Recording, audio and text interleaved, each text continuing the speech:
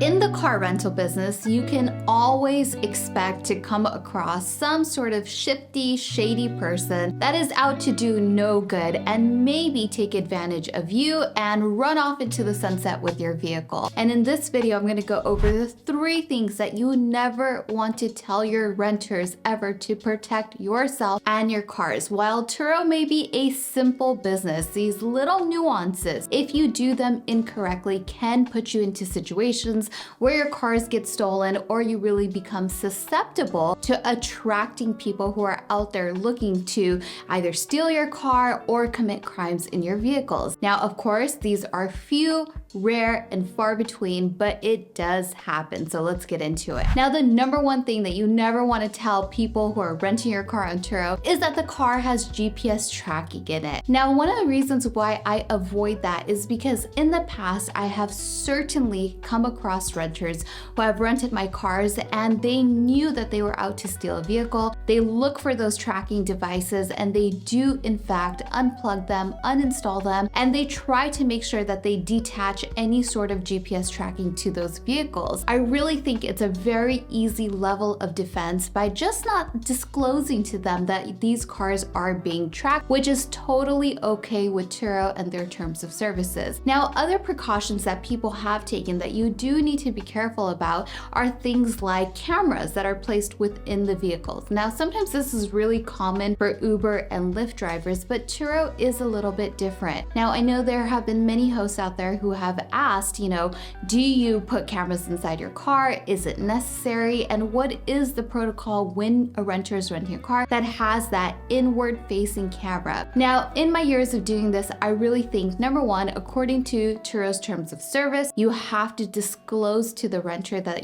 they are being recorded and that there is a camera in the vehicle. Number 2, I have found that it's not really necessary. I've never come across a situation where if there was a recording of what was happening in the vehicle that it would have changed any circumstance or situation. And number 3, I think it's a bit too invasive for someone looking to travel. So this is one of those topics that has been heavily debated when it comes to tracking your vehicles and sort of monitoring them, which you definitely want to do to an extent to avoid things like theft and crimes being committed, but having an inward facing camera, in my opinion, is probably a bit too invasive. I would love to hear from you guys, your thoughts on this particular topic. People see both sides of this, so definitely comment down below and let me know what you think. Okay, the number 2 thing that you never want to disclose to your renters is where the key is located. Now, most of us these days do contactless handoffs, right? Meaning a key is stashed somewhere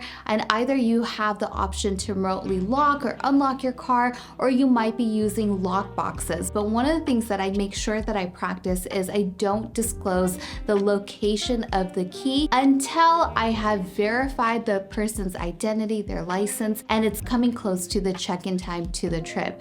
The reason for that is I've seen in the past, I've talked to many hosts where a guest has shown up, they may have found the key in the car, maybe it wasn't securely tucked away, and they've taken off with the vehicle prior to verifying their driver's license and their IDs. And what does that mean for you as a host if you end up in that situation? Well, let's just say something goes wrong with the trip, right? And the renter ends up getting into an accident or there's some damage. Now, for you as the host, because the verification wasn't there and they took off with the car, that means you do not have coverage for your claims when something like that goes wrong. So it's extremely important to, really practice some discretion and be discreet about, where exactly the key is located, where the car is located, at least up until prior to the trip start time within a 24-hour period is okay. And of course, up until you verify their identity and really make sure that the person taking your car is actually the person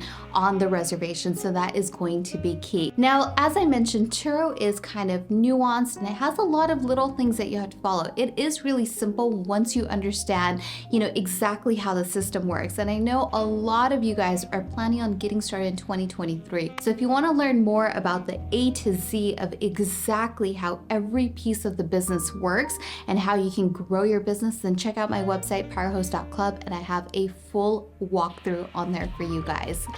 Okay, and finally, third but not least, is you never want to disclose the location of your vehicle once it is on site. So what I mean by that is that, let's just say if, for example, you park your cars in a parking lot, right? And maybe your cars stay there for days at a time or weeks at a time, or that's just kind of permanently where your cars are parked. Meaning, let's just say the guest shows up 26 hours before their trip starts, and that's just the location of your vehicle.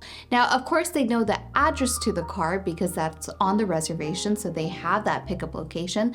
But one of the things that I make sure that I do is I never mention that the car is already on location prior to the start of their trip. I typically will reach out to the guest 1 hour before the trip starts. The reason for that is because according to Turo's terms of service, you can let a guest pick up a vehicle up to 1 hour prior to the start of their trip time, and you will still have your coverage through insurance and your host protection plan kick in should anything go wrong. So it's kind of like a grace period, if you will, at the start of the trip. So I never like to mention that the car is already parked at its location and ready to go prior to that 1 hour before the reservation starts. And that's really important because in the past, I've seen hosts where a guest has showed up, maybe 3 or 4 hours early. They haven't uploaded their driver's license. They didn't do ID verification, and they've sort of taken off with the car. Next thing you know, something goes wrong with the reservation. The host files a claim, but because the trip photos and the ID verification didn't happen in the time that it was supposed to, then those claims do get denied. So the little things like this can really pose a lot of problems for you as a host. So you just want to make sure that you're extremely accurate in the delivery of your messages and letting your guests know when to upload their IDs, when they are able to pick up the car, and when the car is ready to go for them.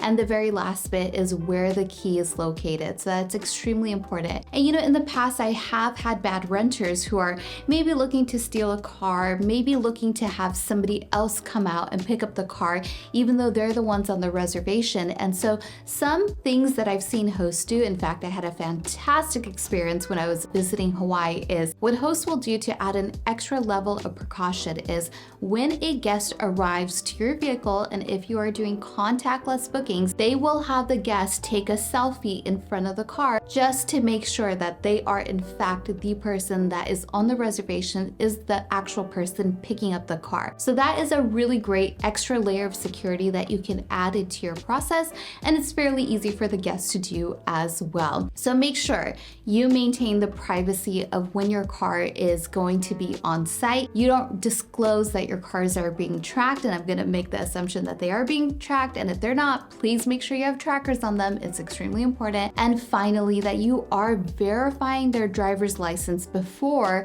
you give them access to the keys. That is extremely crucial. Never give access to your keys until you have verified that ID. So that is going to be the 3 keys to making sure that you have a good, seamless rental. Now, since so many of you guys are looking to get started on Turo in 2023, check out this video I recently made on the best way to buy cars in 2023, especially taking into consideration this crazy car market that we've been in.